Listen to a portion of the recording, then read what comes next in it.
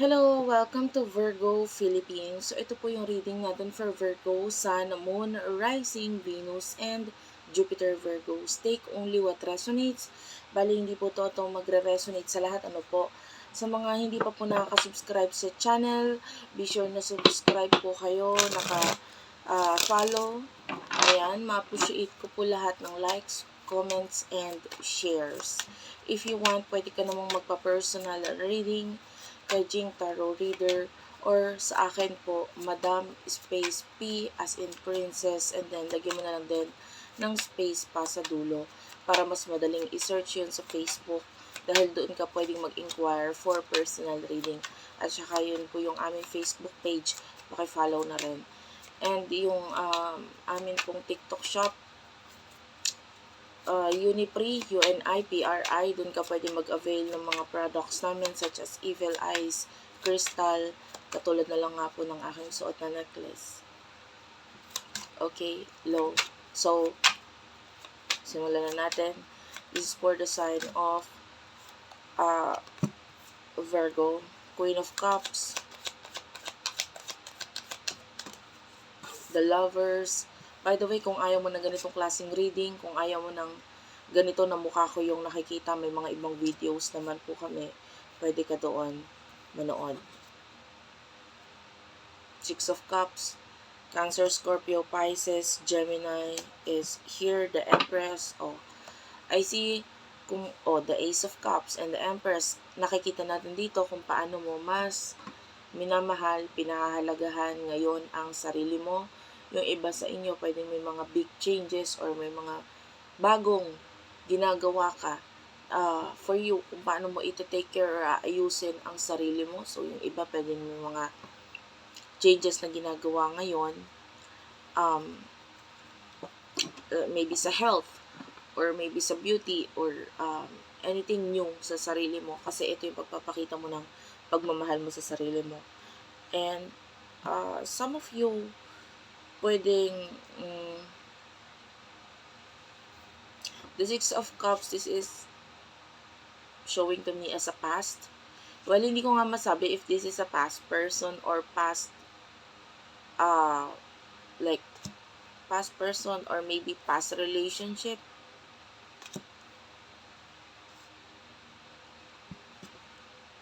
Either a past relationship or a past person. Yung iba kasi person, yung iba naman past na bagay na ginagawa mo or ibinibigay mo sa sarili mo. So, ginagawa mo ito or ibinibigay mo ito sa sarili mo ulit. Maybe dating ginagawa mo na exercise, because that's how you love yourself. So, yung iba, self-love yon. Yung iba, this could be a person from the past ang nagbibigay ngayon ng pagmamahal or nagpapakita ng pagmamahal towards you. Because this person, pwedeng sobrang attracted siya sa'yo. But your attention is nasa iba eh. So, I don't know if the past person could be an ex, but I see your attention na nasa iba. Okay? Yung iba, kasi the Lovers, that is Gemini energy, so pwedeng yung iba, parang naiba yung ihip ng hangin. Kung nasa isang relasyon ka, pwedeng parang naiba yung ihip ng hangin. No? Nung naibigay mo yung attention mo sa iba, and yung iba dito, that could be yourself. May sarili mo. Or yung iba, I don't know, I feel a spiritual connection with someone else. So, alam mo, iba-iba yung energy na nakuha ko doon. So, bahala ka na kung saan ka doon. Okay? So, sino ba the person na kakonect mo pagdating sa love? Person na kakonect mo. You do have the Six of Pentacles.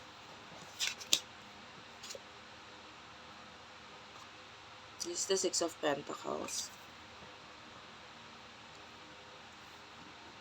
The Six of Wands. Meron na tayong angel number dito na 666. Ano na pala? 4. Meron din. In the Lovers, this This represents as a Roman numeral number 6.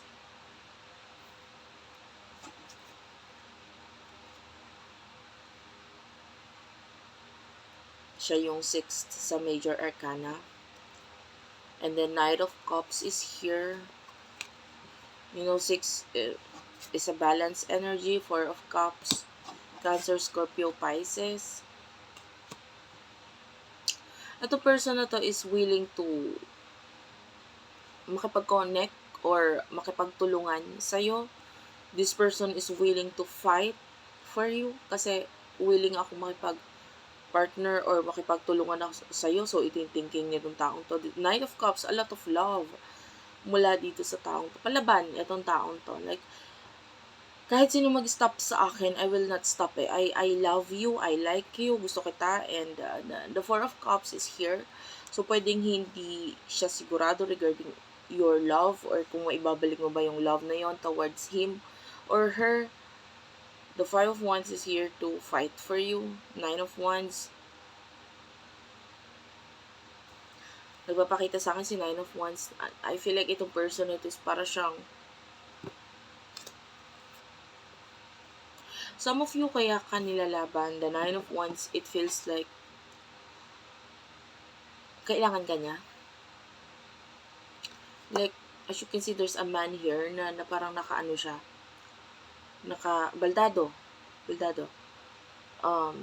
Or may something na nangyari na nakapagpagising sa kanya na I need you pala. Kailangan pala kita.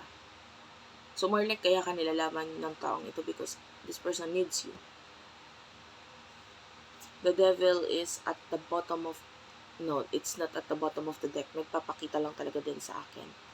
And this is showing to me as a manipulator or a boss or a person na maybe kaya kanyang manipulahin or alam niya kung ano yung weaknesses mo. Alam niya kung ano yung dapat niyang gawin in order for you na ibigay mo lahat sa kanya or alam kanya kung paano kanya uutuin. The Five of Wands is here at the bottom of the deck. So, I can see a fight or pag-aaway sa inyo itong taong ito or maybe there's a reason for you kung bakit umiiwas o lumalayo ka or nagagalit ka dito sa taong ito kasi pwedeng nakita mo yung intentions niya or ano ba siya talaga, ganun. So, ano yung emotions ninyo sa isa't isa ng taong ito? If you like my reading, please do comment down below. Sobrang appreciate ko yun, guys. Sobrang, kahit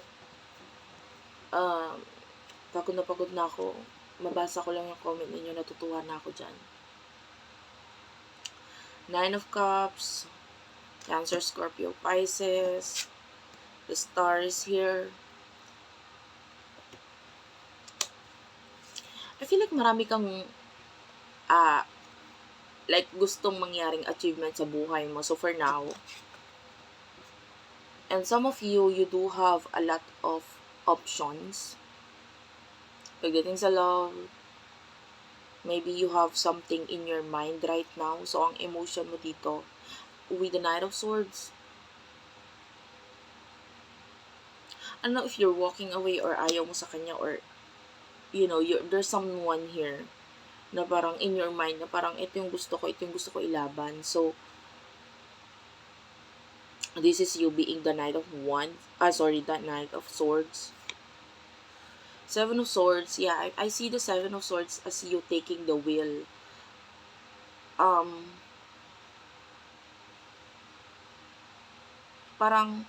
Kumbaga parang sa kotse or sa sasakyan, ikaw ngayon yung may hawak or gustong humawak nitong manibela na parang buhay ko to, kung saan ko gusto pumunta, dun ako. And whatever is in your mind right now, yun yung nakikita natin na gusto mo. No? May pagkagusto ka dito sa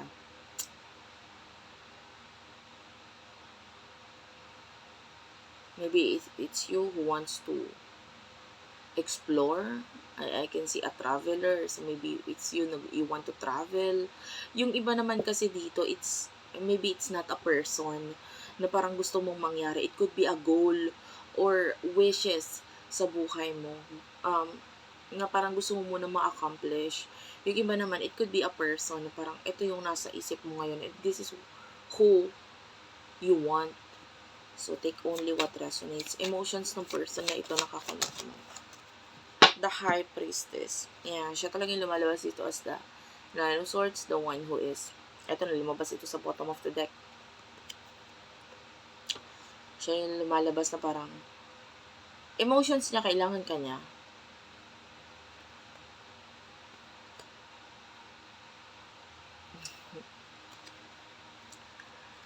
So, walang emotions patay nakuha doon. Ang nakuha natin, kailangan ka niya. The Page of Wands, this could be someone who is very immature. Like, I want a mother or a mother figure. Ikaw nakita niya na, you are a mother figure for me. Hindi ko sinabing mother figure, babae ka dapat or what. But, maybe someone who would take care of me. Parang nakita ka niya as someone who would take care of me. You know, parang kaya mo siyang alagaan or nakita niya sa'yo, ikaw yung kayang gumawa nun. The High Priestess, so, spiritually, pwedeng nararamdaman niya that you're no longer interested or hindi ka interesado sa kanya.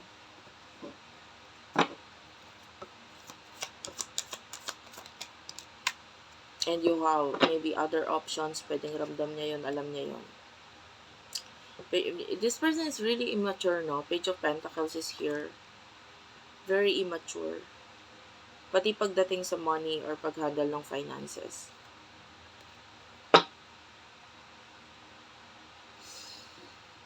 Wala akong nakuhang emotions talaga. Ang mas nakuha ko, this person wants you kasi I want a mother figure in my life. Or I want you kasi ikaw makakapag-alaga sa akin. So, what will happen in the near future sa inyong dalawa?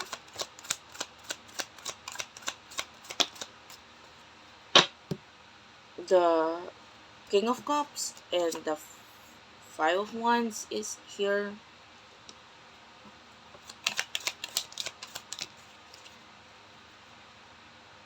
Nine of Swords.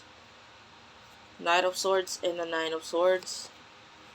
Well, I can see there's a possible fight. But well, pag-aaway ang nakikita natin dito. And I can see either you or this person, because of that pag-aaway, there's a particular moment wherein may pagka-cut off, pag-alis. Like, and this will, you know, more on sa side niya yung nakikita natin na kalungkutan, problema, stress.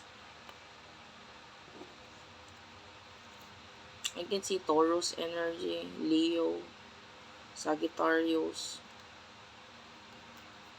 Pero okay lang kahit hindi yun yung zodiac sign mo.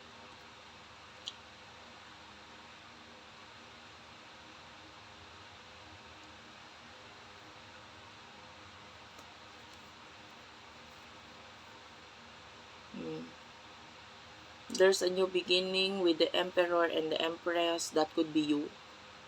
Pwedeng ikaw yon. Nararamdaman ko yung energy mo ng ganun. You're loving yourself. You're choosing yourself. Choosing this new beginning.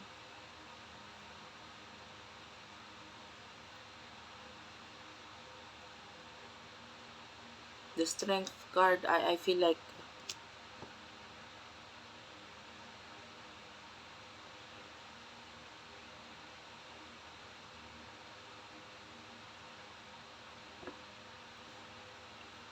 there's a big change pagdating sa maybe a child. I can see a child here. Tapos Wheel of Fortune and Temperance, yeah. Big change din regarding sa something na matagal na nangyayari sa buhay mo. There's, or matagal na, lalo na kung matagal na yung relationship, like maybe, minimum of 8 years, so kung gano'n nakatagal yun na, there could be a big change pagdating sa relasyon. So, that's it for now. Thank you for watching. Sana nabigyan kita ng clarity ng message doon. Nakuha mo yung message para sa'yo. I love you all. Thank you for watching and bye-bye.